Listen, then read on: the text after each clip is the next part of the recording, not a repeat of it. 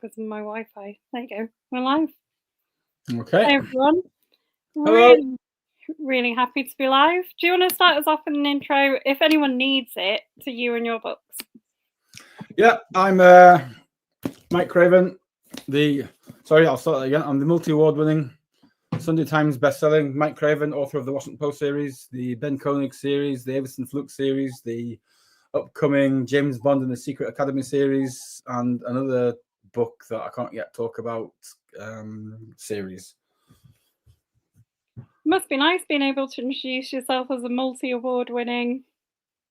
Honestly, I was doing a video for my publisher the other day. They filmed a load of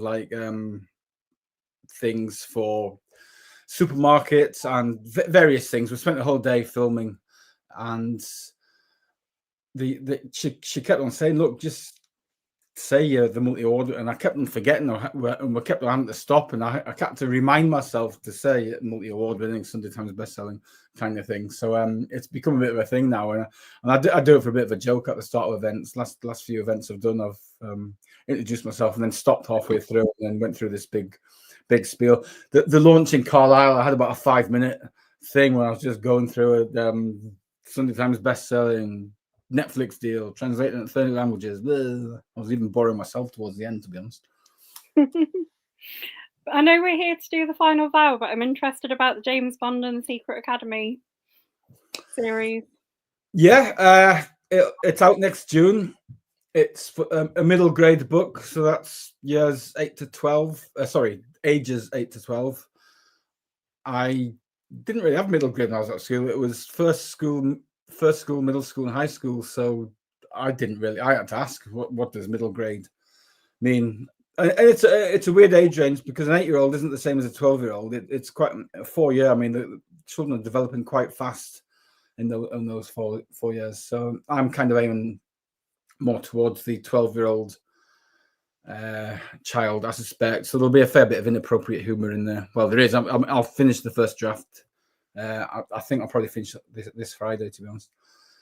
And the only character we've announced so far is James Bond himself. There'll be other people, other characters announced throughout the year and in the run-up to publication. Some will be very well known to people who read the Bond books and watch the Bond films. Others are straight out of my weird imagination. So you can imagine what some of those characters are going to be like. And there will be a crossover from the Poe series at some point. Although we've got to be very careful about that because of TV rights and things. Is it going to have a bit of a cherub kind of, the Anthony Ryder? I know of them. I haven't read them. The Anthony ones isn't the cherub ones, is he? The cherub ones is a different Robert author. Muchmore. Yeah, I haven't read any of them, although I know the concept. It's not really. It doesn't take itself too seriously in that regard. Bond's a teacher.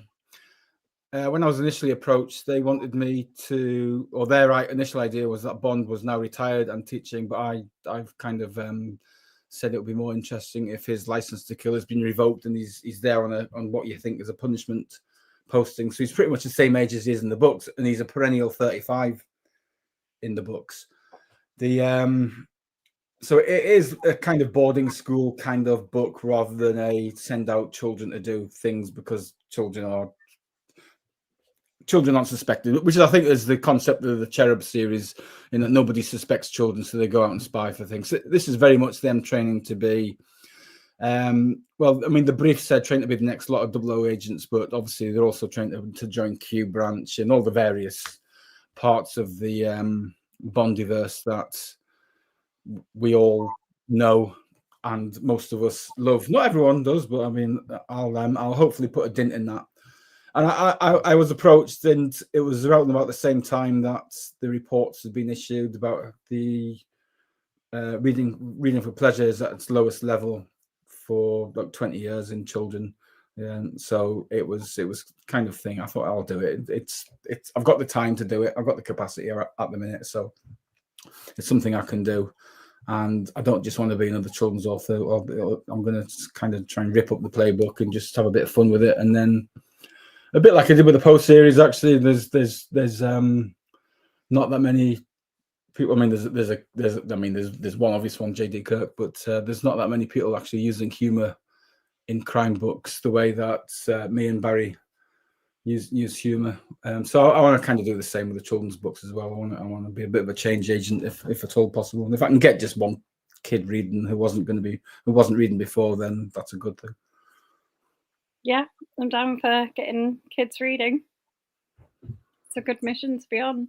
It is, and I mean, my adult publisher is doing a big push on it at the minute anyway, because I think all publishers have realised that if they don't, then there's going to be no readers for them to buy books. So it's kind of a no-brainer for them to get children reading, because those children, when they in 10, 15 years' time, they'll be actually buying books. Because at the minute, it's weird when you're writing for children, because you're kind of writing for parents at the same time, because normally it's parents who buy books for children rather than children going out themselves. So there's a weird little balancing act that I've never really had to consider before, but it's good fun. I'm having a lot of fun with it, and because it's a children's book, it doesn't have to make a whole lot of sense a lot of the time, so I can use my imagination in a way I haven't been able to with the Poe and Tilly series, because you've kind of got to keep that rooted in reality as best I can. Obviously, there's some aspects of the Poe and Tilly series that skirt the edges of reality sometimes, but the Bond series I can go with actually wherever I want. We have some quite high-tech, interesting things happen in the Poe and Tilly series as well. Yeah, not like the Bond series. I did a Google search. What tech might be possible? You know, like Tomorrow's World, that program I used to watch when I was younger, as in things that might be possible. So I just did I scanned what might be possible in 20 years, 30 years. A lot of it was very boring about quantum computing and pish like that I'm got no interest in, and certainly 8-year-old children won't have any interest in. But a lot of it was quite interesting, and some of the developing emerging tech is kind of in its very early stages now. So I've been able to use some of that, and other stuff I just absolutely make up, and I'll just give some pseudoscience explanation behind it, and then we're off to the races, and it's just fun. Yeah, it's good fun, and I think adult readers will like it as well, which will be a good thing. So I'm kind of looking at it's gonna be like a little bit like The Simpsons, as there'll be jokes for the adults that the children won't get, and there'll be jokes for the children as well. So you'd be surprised. Kids can read a lot into things that you. Yeah, absolutely, and I don't mind that as long as I've got as in, well, you're not supposed to understand that, so. And it'll go through a strong editing process, so a lot of it will be taken out, and we'll see. You got a bit of a crossover going on in the Poe and Tilly book as well, haven't you? You were saying that you might have crossover into the Bond ones with Poe and Tilly, but you've got a bit of a crossover going on in this one. Yeah, there's a character has leapt from the pages of the Fluke series into the pages of the Poe series now, probably as a permanent. Well, he's certainly in the next book, because the next book's written. I suspect he'll be a major character, and that came out from my editor actually. My editor, not the editor I've got now. My editor, Christina, who's now retired, said, "Look, Poe he's surrounded by strong women. He needs a male friend. Can you just give him a male friend, just so he's got someone to go to the pub with, kind of thing?" And I thought, I know just the man for that. So I brought in someone from the Poe series, and a lot of people have really enjoyed it. And if you haven't read the Poe series, the Fluke series, you're not missing out. It doesn't spoil the fact. You don't need to know who this character is, but if you do know both series, and you'll get a little bit more out of it. Yeah, no, it is. It's good if you've read the other series. It is quite nice seeing him back. Yeah, I enjoyed writing them as well, and he's got a bigger role in the next book, and it was quite nice slipping back into writing about him, actually, because I hadn't written about him since I don't know. When was Body Break? Body Break was out in 2017, which means I must have written it in 2016. So best part of 10 years since I wrote about this guy. Donna's got a question for you. Donna Morfitt. Yep. She says you've achieved almost everything there is to achieve as an author. What motivates you to sit down and do it again? Getting questions from you, Donna. I still enjoy doing it. I mean, I still look forward to writing. I mean, it was my hobby for a long time, and I did it just in my spare time, and I still enjoy doing it. I also enjoy the tech sides of it. I enjoy getting the emails about sales and campaign strategies and all these things. I've got a meeting about a TV series tomorrow. Potential. There's a company wanting to do it, so we've got a meeting about that. So I've got another call on Thursday about a documentary someone's doing. Just a load of different things that. And I mean, one day, the week before publication, I did 6 podcasts over 3 days, or over 2 days, I can't remember. And I enjoyed them all. And some of the questions were the same. Of course, they're the same, as in, what's the final vow about? Where's the motivation behind it and all that kind of thing? And I never get bored talking to it. And we did a lot of events in publication week. And I think we spoke to almost 1,000 people in total.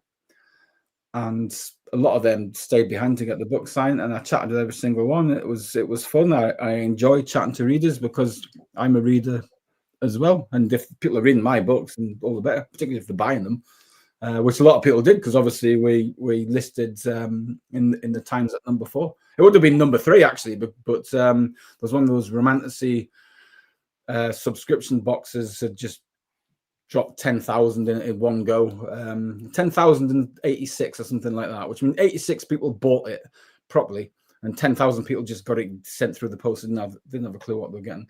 So my publicist says you're the people's number 3 with this.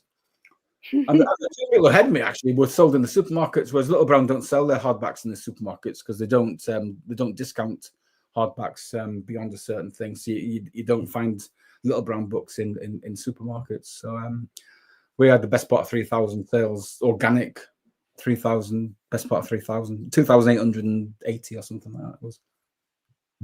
Do they do the paperbacks in the supermarket? I don't know if I've ever seen your books in a supermarket.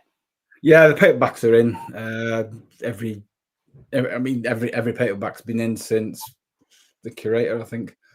And they do really well in the supermarkets. The Koenig books do exceptionally well.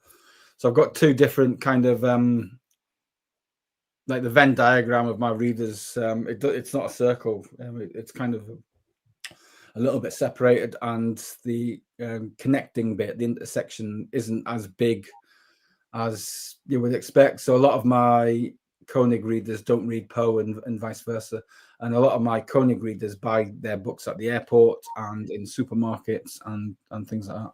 Whereas my Poe readers tend to buy them in bookshops and on Amazon, online bookshops, and in brick and mortar bookshops, particularly independents. Actually, we sold a lot of books independents this time around, which is obviously good to see. Did you have an inkling that was going to be the case when you started the Koenig books? That you'd have like quite dramatically different? I suspected it actually, because they are drastically different books. Now, a lot of people, the ones who kind of stay for both, stay because of the writing style, particularly with the second Koenig book, because I wrote it fairly recently compared to Fearless anyway. So there's a lot more humor and sarcasm. And when my agent read Nobody's Hero, I said, well, this is just Poe in America. And that's not a surprise, because I was writing it in the middle of the Poe series, and I was just used to doing the sarcasm and the grumpiness and the that way of describing things.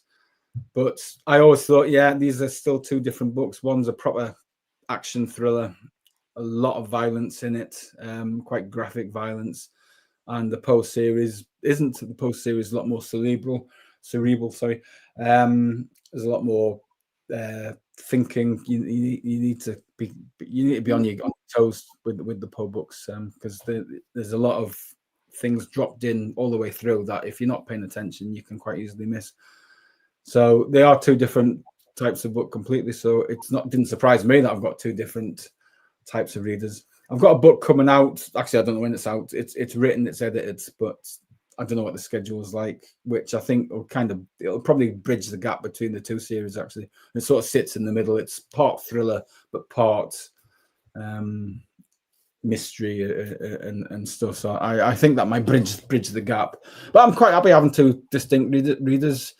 I suspect my edit will probably concentrate on Poe. I suspect it'll be a Poe out next year. I don't know for certain. I'll probably find out in the next few weeks. I've got a meeting with her in a couple of weeks anyway, and we'll just see what happens. The next Koenig book is written as well, so that's ready to go whenever somebody wants to send it out.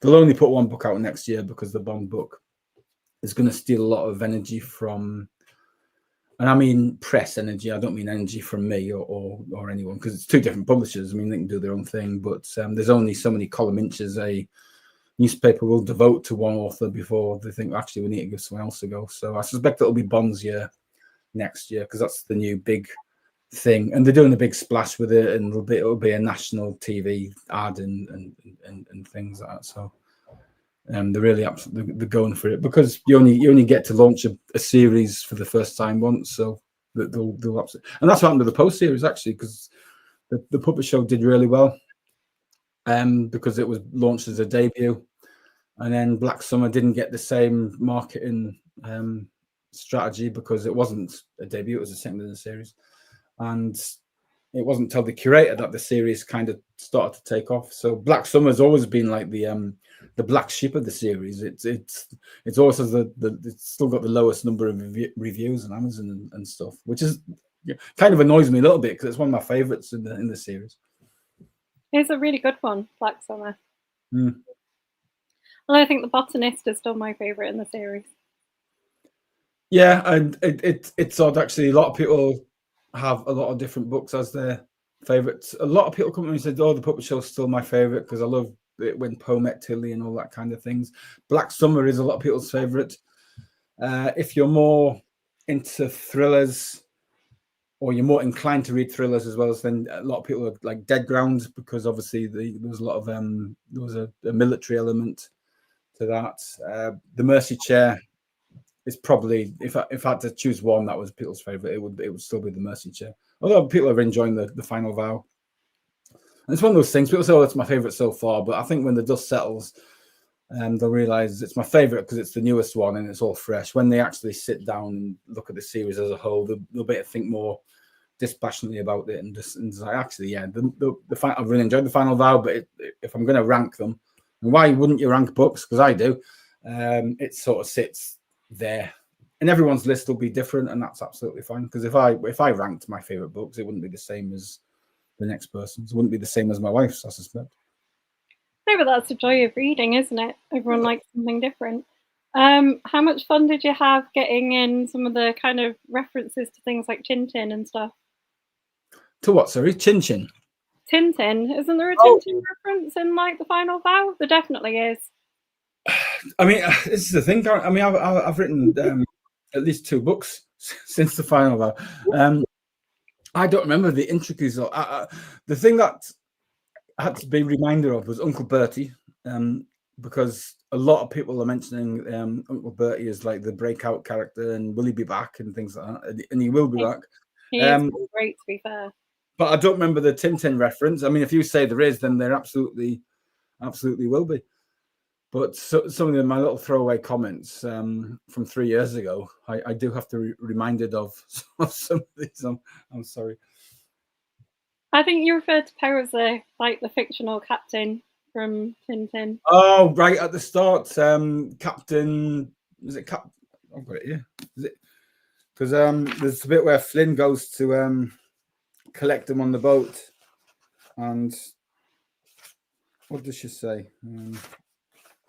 It's I liked the whole scene where he's on the boat. It's brilliant.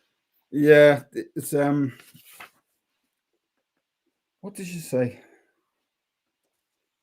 It's like, haha, look at that salty bastard. He looks like Captain. Yeah, haha, look at that salty bastard. Poe looks like Captain Haddock, because he's been on the boat for so long, and he's got a beard and he stinks of fish, and and things. It's weird actually, because when you're signing books, collectors quite often want them signed, lined, and dated, which is exactly what it sounds. They want a line from the book, they want it dated, and they want it signed. I was doing like a load of events, like I said last week, and or the week before, whenever it was, and I had chosen a line from the book. I thought, well, that's an easy one, because when you're doing it over and over again, you don't want a tricky word like banana or something, or Margaret. One of those ones that you can, if you're not paying attention, you can get. Or Barbara is one. Quite the amount of times I wrote Barabba instead of Barbara. So I chose a line. Poe said, "I don't eat exotic fruit, Tilly," and I wrote that probably 100 times in publication week, and somebody said, "Where is it in the book?" And I said, "It's when," I said, I can't find it. I'll get the PDF out and I'll Google it. Couldn't find it at all. It's in the wrong book. It's in next year's book. So there's 100 people have got signed, line, dated books from next year's book. But I spotted it before the Goldsboro one. So the Goldsboro, and they're some serious collectors at Goldsboro, and they really do want it signed, line, dated in a very specific order and things like that. But they've actually got a line from the book, and the line they've got is Washington Post smelled of fish, because I knew definitely that was in the book, but I still triple checked. But I mean, that's just, I don't know. But at the launch, the Carlisle launch, that was when I found out and I admitted it. I said, so the two, because we'd had two events the night before, the couple of days before. So it was those guys who got the wrong line. But the amount of people who wanted the wrong line when they were getting their books signed was astonishing. Anyway, but it's their books. They can have what they want in it. That's what I say. I will sign anything you want. It is your book. I'll sign it wherever you want. I mean, I've had people come just picking a random page in the middle. Can you sign that page right across the writing? They'll want the boards signed instead of the title page. There's any number of things, but it's their book. Get it signed where you want. The only thing I try to talk people out of is if they are bringing special editions, Goldsboro special editions, to get dedicated, because they're all signed anyway. And I say, normally I don't have the same pen, because they normally give me a special pen at Goldsboro to do with whatever color. So the curators were all signed in orange, and I think the Mercy chair might have been signed in red, and so on. But when I turn up, normally just with a random signing, I've just got me Sharpie. So it wouldn't look right, me saying to Deborah in big thick Sharpie, and then it's got Mike Craven in like a spindly little orange ink. And also the Worthless. I mean, they're getting quite collectible now, the Poe books, particularly the special editions. And having a signature on devalues it. Twice this tour as well, someone has come up with a copy of the Fluke short stories, Assume Nothing, and asked me to sign and dedicate. And I said, I will, but I've seen these go for $2,000 on Amazon. And if it's signed, that adds value. If it's dedicated, that reduces the value. I mean, that's why Terry Pratchett very rarely just signed the book. He would always dedicate them, because he didn't want just to be putting money into collectors' pockets. So he used to just dedicate his books as well. He did also used to say he did so many signings that his books were worth more if they weren't signed.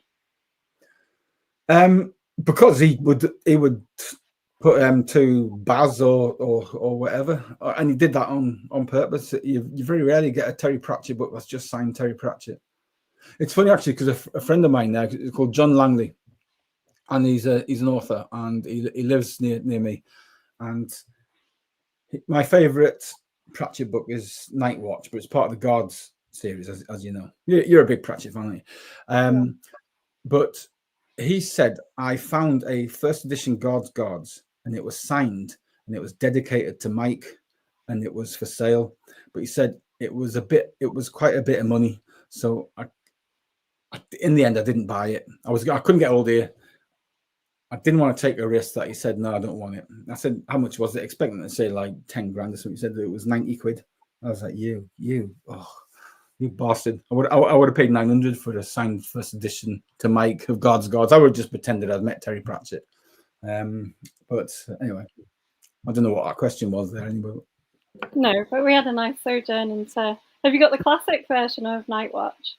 They brought it out as a Penguin Classic, didn't they? Yes, I have. Yes. Where is it?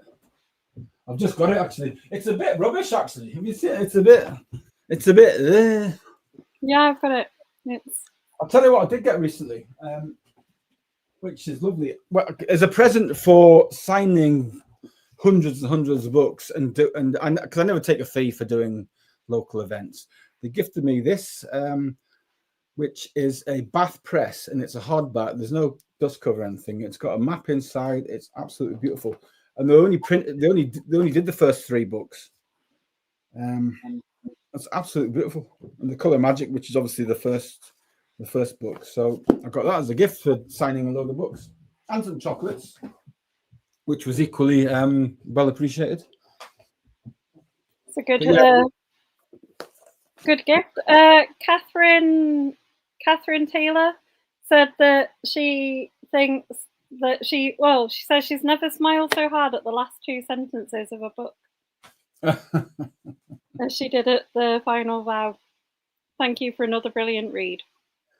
Yeah, I mean, I did read a review. The Puzzle Doctor. He's called Steve, and he's a nice man. I've met him a couple of times, and he's a mathematician, and he does actually, as he calls it, he's got I think he's got a PhD in maths, and he marks my homework, and sometimes I will ask him. I'll just send him snippets of text just to say, have I got this bit right for Tilly and things like that. And he says, yeah, but you might want to just do that slightly different, that kind of thing. So he's kind of one of my technical advisors that I use. But he does reviews in the Puzzle Doctor. He's a classic mystery buff. But he said most authors would have just left the book where Poe is driving away. He said, and they just left it at that. But it's the best epilogue he's ever read. So that was nice, and I did have a lot of fun with that episode because it could have ended on a downer actually, but I thought, well, no, because the Mercy Chair was pretty grim, and if you're reading the series as a whole, I like it to oscillate a bit, so you go up and down, up and down, up and down, and so the next book is going to be slightly dark. I mean, the final vow, there's 25 people die in the end, at least 25, possibly 26, but it's probably the lightest book of the series so far.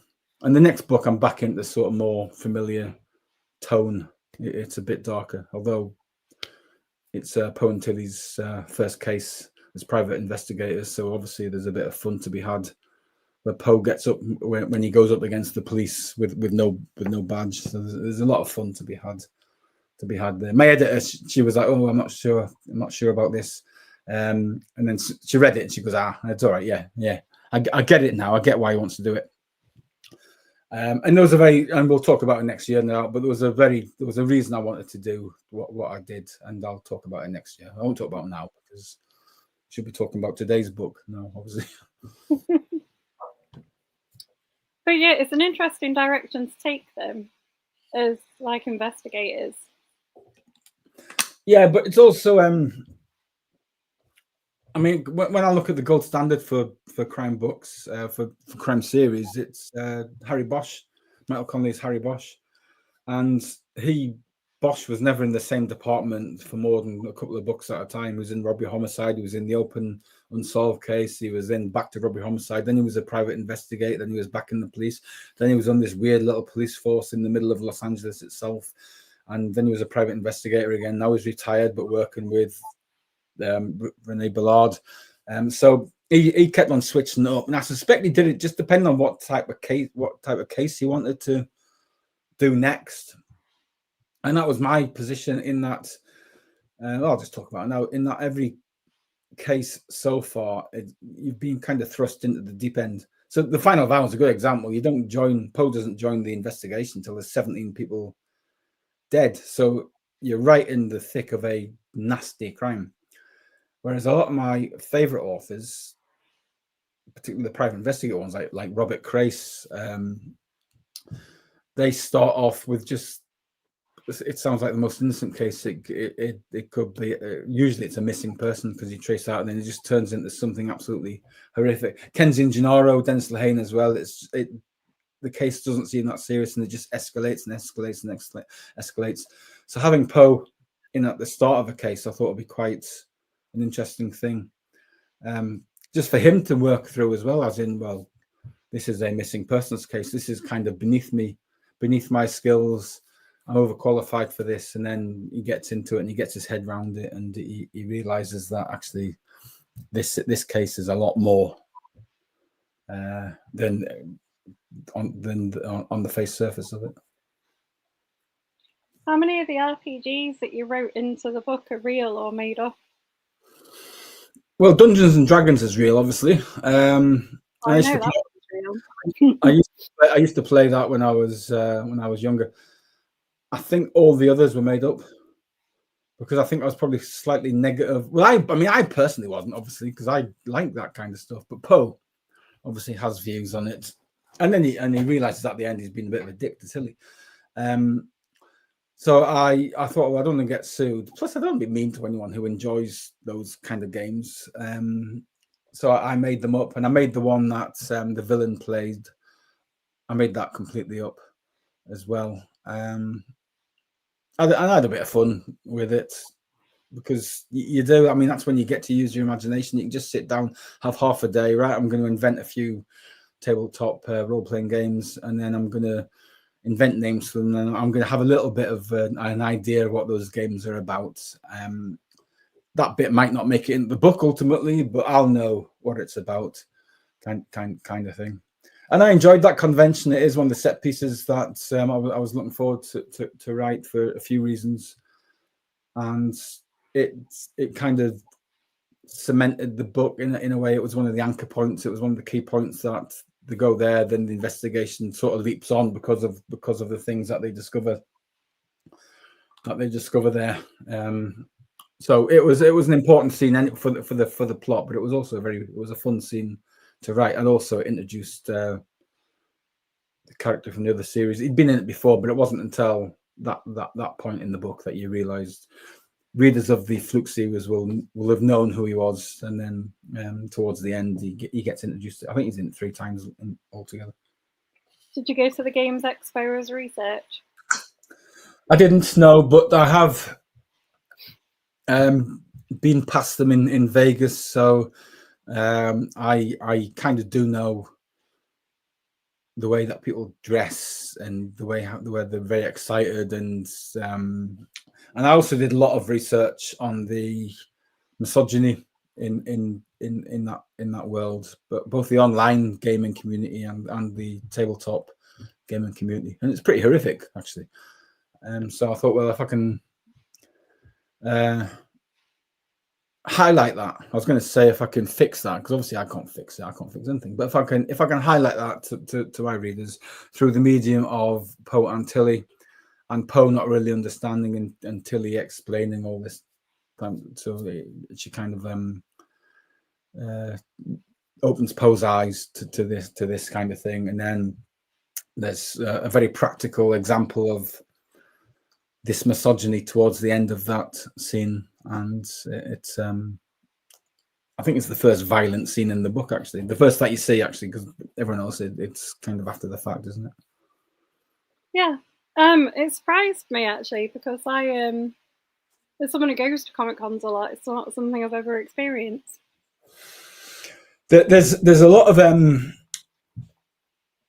articles on it, actually, a lot. So, and there's a lot of what I described in there was taken directly from these articles. So the misogyny that I described, I didn't make up. I just kind of put into. No, I'm not denying you did make it up, but it's put into my own words, and I'd like to think it's improving, but I suspect it's still there. Maybe hidden. It's probably hidden a little bit more now because it has been by so many different people in different organizations, but it'll still be there. I mean, all my stuff is quite exaggerated in the books about everything, actually. I mean, they're quite over the top for lots of it. But that was kind of one of the points I wanted to get across. One of the more serious points in the book, because overall the book is quite light in tone, but that's one of the more serious points I wanted to just briefly give it a light touch. Is probably the best way. I didn't go particularly deep into it because that wasn't the right scene. It wasn't a book about misogyny in the gaming world. It was just a byproduct, and I wanted to put Tilly in a certain situation, and that was the way I did it. So I don't know where I'm going. What I was going to ask you about next. So you saying the next one's going to be a bit darker? Yeah, it is. It's not as dark as the Mercy Chair. I won't do that dark again for a while. So it's written. It's quite dark. I've got a meeting with my editor next week to discuss the edits that she's thinking of. So I'm looking forward to speaking to her about that to see what her thoughts are. And this is my new editor because my old editor's retired. My old editor's read it and enjoyed it. My new editor, who is actually going to publish it, obviously gets to put her stamp on it, and that's as it should be. And then probably next year I'll start writing the next Poe 9, which I think will ultimately then close off that question I asked in the first book about what happened to his mother. And I kind of know what I'm going to do with that, and I've been seeding things throughout the series for in virtually every book, and there'll be a bit more in Poe 8 the next one, or getting ready for Poe 9. So Poe 9 will kind of close that big arc, and it'll be a big barn busting serial killer. The first kind of one I've done, like close in tone to Chris Carter, with like just people getting chopped up and displayed and all sorts of fancy poses, like a proper out and out serial killer thing, which I've never really done before. My books sometimes do describe as serial killer books, but they're not. They're very rarely. Sometimes you think there's a serial killer, but it's not. It's about revenge. The Botanist is probably the closest I've come to a serial killer story. But this will be an out and out serial killer story, the next one. It'll be fun. Looking forward to it. When you finish that one, would that be the end of the series for a while, or do you just plan to carry on after you've answered? Yeah, I've got an idea for book 10, but I suspect my publisher won't want me to stop, because it's doing too well for them. And the Mercy Chair sold more books than any other of the series, which it was about 30-something% increase on the Botanist, and the Botanist was about a 40% increase on something. The Final Vow was a 57% increase on the Mercy Chair. So the series, it is kind of going like that at the minute. So they won't want to lose that momentum. So they just want to keep going and keep going and keep going. Ultimately, I'll have to have a break because we've got other books lined up that are ready to go and they've paid for them. So they're not going to want them just sit collecting dust for too long. I mean, at some point, Netflix will make a decision on whether they want to greenlight the Koenig series or not. If they do that, then they'll probably have to put out Koenig 3 at some point. Again, like I said, it's written. It takes place in California. And I've also got a standalone that's written, which is out on TV submission at the minute. So if that gets picked up by anyone, again, and if an American publisher picks up this new one, then that might force the because the British publishers don't like going behind American publishers because it jumps in, it cuts into their sales too much, because British readers will just buy from American sites, but it's not the same. It's not vice versa. Or the British market doesn't really make much of a dent in the American market. So the Americans don't mind going after the Brits, but not the other way around. So the TV market will direct some of the schedule, I'm sure. But at the minute, I think we're just going to keep on going with Poe. Is the TV interest in Tilly and Poe? Mm-hmm. I'm not going to say too much. I've got meetings soon. One of them tomorrow, actually, and I'm in the fortunate position that I don't need to sell it, and because I feel quite protective of it, particularly Poe and Tilly, the characters, then I wouldn't let it go unless I felt the offer was absolutely right for the show. Financially, it's 6 2/3, mainly because of Netflix, actually, because they paid so much. But so I will listen to all offers as they come in, as I do, and then I'll knock them back as I have done. But I think the one that we're going to be discussing tomorrow is actually quite I'm looking forward to hearing their pitch. I think it's an interesting offer. They have a serious track record with drama. They've done some astonishing dramas. I've seen most of them, actually, because they're kind of that level of the things I kind of watch. So they're quite engaging and thought-provoking kind of stuff. So I'll have a listen. I'll have a serious listen to them. But we've got a meeting about it tomorrow. Then they'll do it. My TV agent will just do whatever she does. If she's not come down from, she was at the Thursday Murder Club premiere last Thursday, because she was the agent who sold Richard Osman's book to Spielberg, so she was at that premiere. She came back off holiday early to go and dine and wine in central London with the rest of them. It's on TV next week, isn't it? It'll be this week. It's on telly on Thursday. It's on Netflix on Thursday. Yeah, I'm interested to watch it and see what it's like in TV form. Leslie says she likes the darker books. Is there a point? I mean, The Mercy Chair was really dark. Where's your limit in what you would write?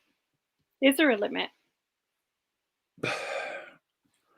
I think the darkness doesn't bother me. If the story needs to be dark, then The Mercy Chair needs to be a dark story, because I needed to get across Poe being in therapy and why I was in therapy. Plus, it was a horrific subject matter, and plus, I needed Poe to have PTSD into the next book as well.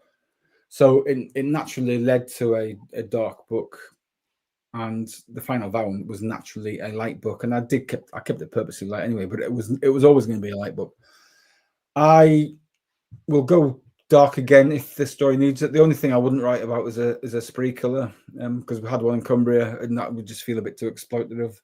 Any other subjects, absolutely fair game as far as I'm concerned. There's nothing I wouldn't write about apart from a spree killer. And I tend to stay away from the more mundane, the kind of crimes I used to deal with when I was a probation officer, actually, possibly because I was a probation officer. So I don't do a lot with like domestic violence or women's hostels and just that kind of low level, nasty, unpleasant crime that I used to deal with routinely when I was a probation officer. It's not the kind of thing I like to read, and B, there's other authors doing it really, really well, and I don't think I would add anything to that sort of that collective of books. So I just kind of do the books I want to do, and if the story turns dark, then it'll be dark. I suspect book 9 will be the darkest since The Mercy Chair, and it'll probably, if you looked at the series overall, it'll probably rank as number 2, with still The Puppet Show's number 3. I think The Puppet Show's quite a dark book, but it's not as dark as The Mercy Chair. So go on, sorry. No, I was just going to say, but there isn't really anything I wouldn't touch upon. And I think also, if I go very dark, I can always bring people out of it with something that a bit of Poe sarcasm, a bit of Tilly blunt talking that can then just snap people out with an unexpected laugh, and then you all right, okay, he's stopped with the horrificness now. We've just had a little laugh, so I'm going to have a cup of tea and just calm down a bit. But yeah, it's. And also, was it Leslie who says she likes it dark? But what's dark for Leslie might not be dark for someone else, and what's what I think is reasonably lighthearted for me might be too dark for someone. So, like you said at the start, that's the fun about reading, isn't it? I mean, it's everyone gets something different from every book. There will be no two people get the same experience from The Final Vow or any book. So me and you will read Terry Pratchett and we'll get completely different things out of it. We'll get a lot of the same things out of it, but we'll get different things as well, because we'll be in slightly different moods when we write it and when we read it, that kind of thing. So it's like that thing when if you shuffle a deck of cards properly, it's likely that combination of cards has never been done before. It's one of those weird mathematical things, which I'll probably put in a Tilly book, a Paul and Tilly book at one point, because it sounds like a made-up thing. It sounds like, well, that can't be true, but if you Google it, it apparently is. You've got various appeals on here about the TV shows. Julie Eccles says, "Don't let Tom Cruise play Poe." No, I don't think he'd be a bad Poe. I actually quite like Tom Cruise. He was terribly cast as Reacher, but he was kind of it wouldn't have been made without him. I was at an event with Lee Child was saying, and he said, "Well, Tom Cruise brings the money. The movie didn't get made unless Tom Cruise played Reacher." So I don't mind Tom Cruise. I'd be very surprised if he wanted to play Polo. I mean, I don't know how he would do it. But I don't really have any actor in mind if I'm going to preempt any question for either actor, for either character. Sorry. When it was first options back in 2017, now they attached Tom Cruise. Jerome Flynn, not Tom Cruise. That's just going to be in my head all night now. Jerome Flynn as Poe and Joanne Froggatt as Tilly. Now, I thought Jerome Flynn was quite an interesting choice. And for a while, a few years actually, I was seeing Jerome Flynn's face when I was writing Poe. I don't know. I'm back to just a generic grey, featureless face. But I thought Joanne Froggatt was unusual for Tilly. It wasn't how I pictured her at all, which just shows you the different things that people take from TV series. But I'm always interested when people say, "Oh, this person and this person would be excellent," and I look at every single one and go, "Yeah, you're thinking along the same lines as me." A lot of people are a lot closer when it comes to Tilly, because I think people they've all got similar pictures of Tilly in their heads with the glasses and the kind of nerdy look, that kind of thing. Whereas Poe's anyone's game. Some people swear blind he's got a beard. I mean, he has at the start of this book, but I've never seen him as having a beard, even if I haven't explicitly said he hasn't. So it's one of those. It's one of the casting is such a weird thing, and that's why they have specialist people in Hollywood. That's their job, to cast people, to read manuscripts and cast people into certain roles. Ian Ball says, "Do you have the last Tilly and Poe book in your head? How will it finish?" Can you even tell us that? Well, I can't, because I don't know. I mean, I've got an interesting idea for book 10, which is very early thoughts. After that, I've got a couple of ideas. How it would end, though, I don't know. I doubt I would give it a dark ending. I don't think that would suit the series as a whole. I wouldn't like kill the dog or anything like that. I mean, this dog, because the kind of Poe ages in real time, by the time I come to close the series down, Edgar's going to be about 50 years old and be the oldest Springer Spaniel in the history of Springer Spaniels. I don't know. I mean, it's an interesting question, actually. How do you end a series? And the Kensington Gennaro series by Denzel Hayne, he did that pretty well. He gave his characters a big arc. They were very good friends. They were both in love with each other, but they'd gone on to marry different people. Then they got together eventually, and then because of decisions that they made during the case, they went separate ways, and there was no hope for them. Then they come together at the end, and it was a nice way to finish that series.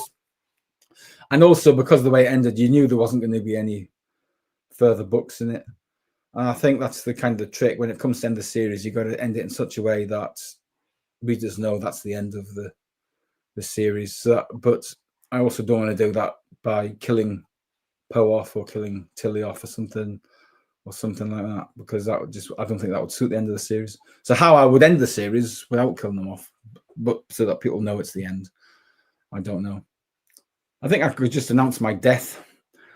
A bit like Agatha Christie did when she announced her obituary was in the New York Times, wasn't it, when she was still alive? I could do that, and then people would say, "Oh, he's dead now," and I'll just stay off Facebook. So that would last about a day before someone said something about Pontillion, and I'd have to dive in on the UK Crime Book Club. So I don't know. It's a good question. It's one I've not thought about before, actually. Mills said she still hasn't forgiven you for the final vow. That's all she has to say. And you know exactly what she means. She will when she's finished it. She'll be fine. I'm glad that you did know what that meant.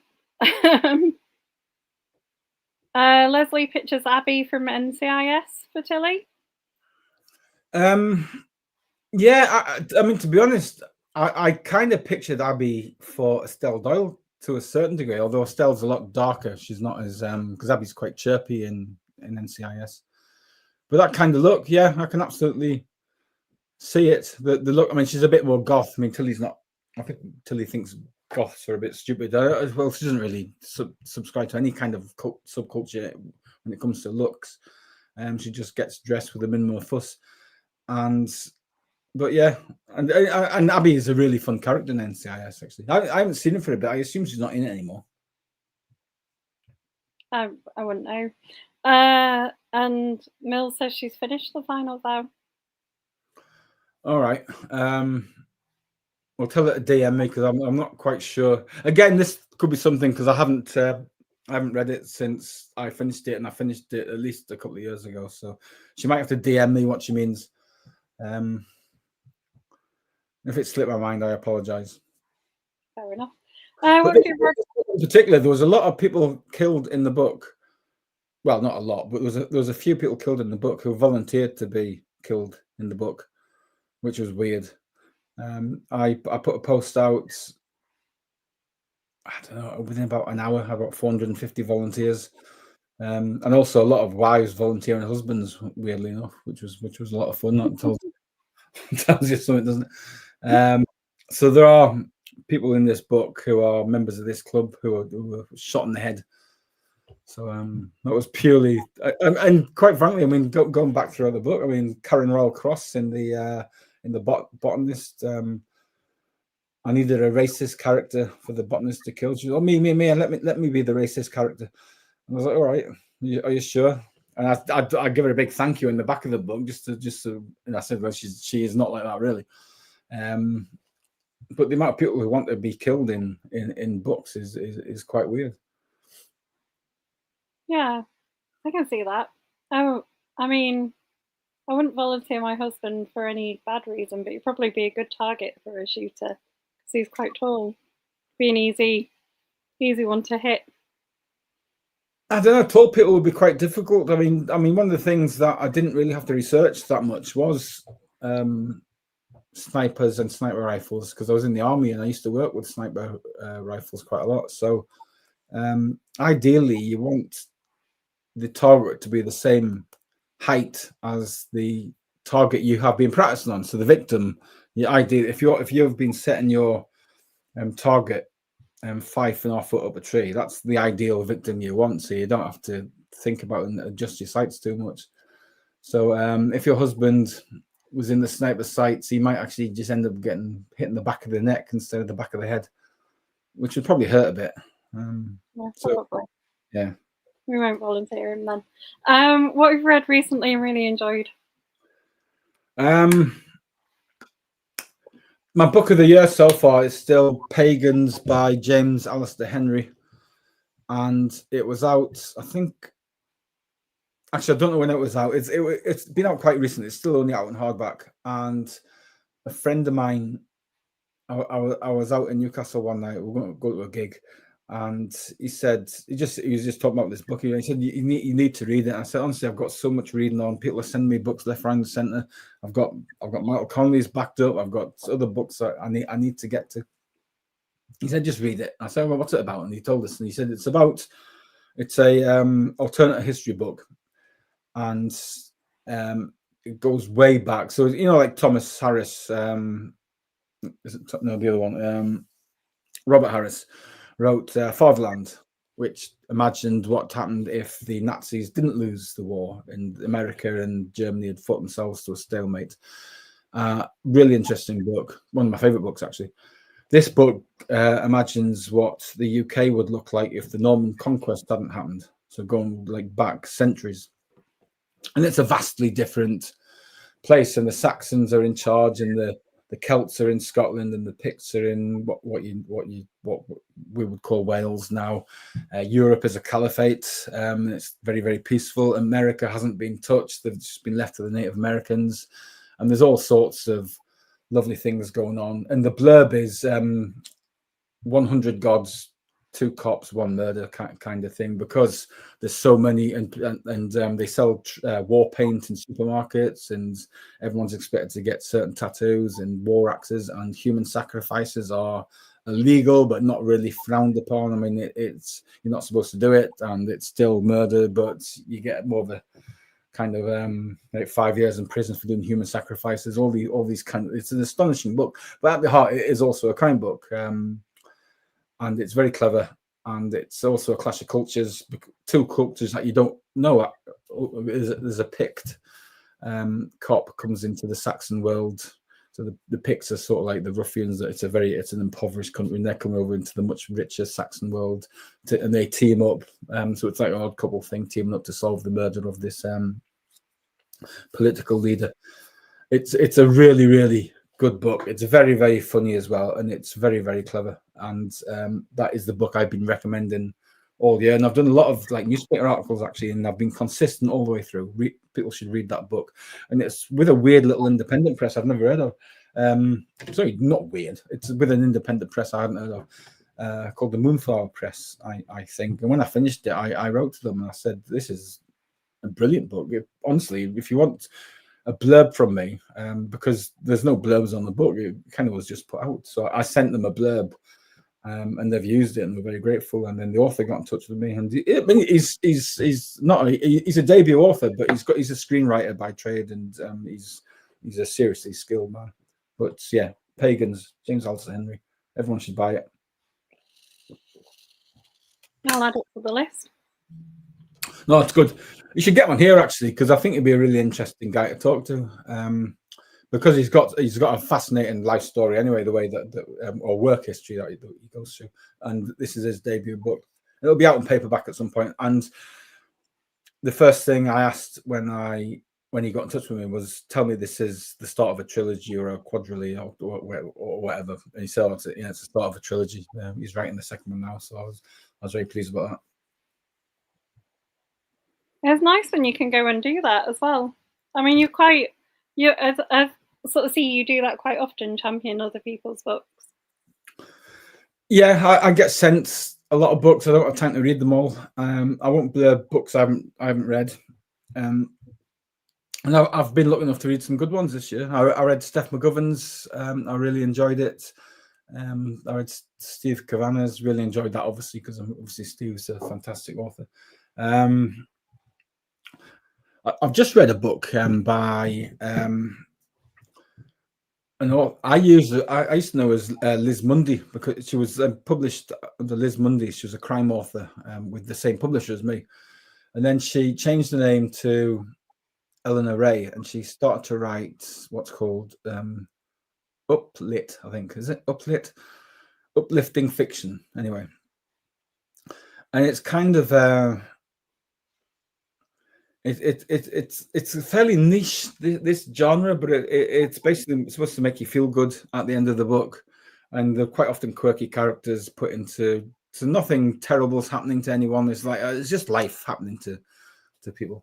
And I read the first one called, and because I know Liz, and she sent me the first one. It was called Everything is Beautiful, and it's about this woman who goes through life just seeing the beauty in absolutely everything, and then she needs to collect it, and she's a bit of a hoarder. So it's kind of, that's the thing. So it's about people trying to help her stop hoarding enough so she can manage her life a bit better. And it was an absolutely lovely story. But she sent me her latest one, which is something to do with stars. I'll tell you in a sec, because it'll be on my reading app. and it was absolutely brilliant. Really, really liked it. I only finished it 2 nights ago, and again, it's just one of those things you just absolutely typical. I haven't actually written it down. What is it?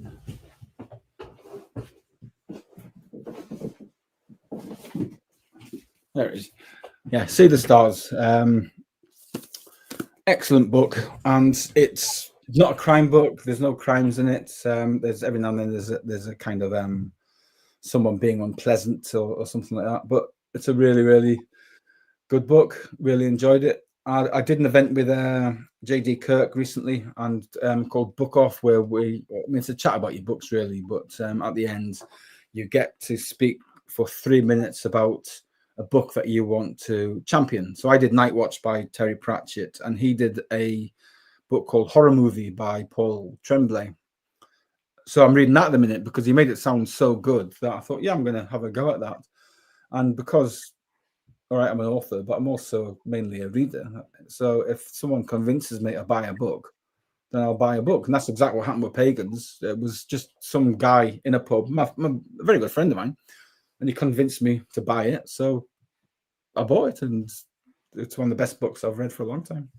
I love Paul Tremblay's books. It's the first one of his I've read, and I started it last night, and I read about 50 pages, and really, really interesting. Really enjoying it. My first one I read of his was called Head Full of Ghosts, which is Right. like from the lyrics of a Bad Religion song. Right. Okay. No, well, I mean, as I do with most authors, if I enjoy their work, I'll start seeking out backlists and things. The book I'm most looking forward to reading isn't out till next year, and it's I know they haven't asked that, but I'm just going to tell you anyway. Quite Ugly One Evening by Chris Brookmeyer. So that's kind of going full circle because his very first book was Quite Ugly One Morning. So it's another Jack Parlovian book. So I'm looking forward to that immensely because Chris is one of my favorite authors.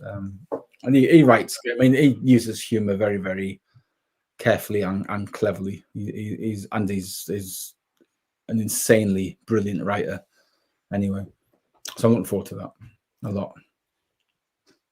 Good recommendation. And then finishes off with reminding people what they're going to go away and buy if they haven't already bought the Final Vow. Yes. So it's been out, I don't know when it was out, the 14th of August. So the date now is, I don't know, what's the date now, 25th or something. So it hasn't even been out 2 weeks yet. 2 weeks this Thursday. You should buy it because I wrote it and I want to buy a pony. And the more people who buy my books, the better pony I can get. If I get a bad pony, I will immediately have to take to the knacker's yard. And I will come back with a big pot of glue. I don't know, it got pretty dark all of a sudden. Of course, I'm not going to kill a pony. Don't think I will. Yeah, buy it. If you like the Poe books, you'll enjoy it. If you don't enjoy the Poe books, then you probably won't enjoy it. So, I mean, that's about as honest as I can. I mean, if you don't enjoy them, surely you wouldn't have got to book this far in the series. Yeah. I mean, if you're 6 books into the series, then you're going to enjoy book 7. I think that's fair to say. But a lot of people have joined the series at the Final Vow, which is lovely actually, and they are enjoying the book and they are not feeling as though they've missed out by not reading the 6 before. And I think the thing they possibly do miss out is the developing relationships, but there's enough backstory told in, so you can go back and you can read the series in any order. I mean, I do say flippantly, you can read the pages in any order, really, but you can absolutely read the series in any order. There is a slight spoiler for the Mercy Chair in this one because there's a recurring character who will appear every now and then because she was a fun character to write about. But otherwise, you can dip in to the series at the Final Vow and you won't miss anything, and hopefully you'll enjoy it. It's not a huge spoiler either, is it?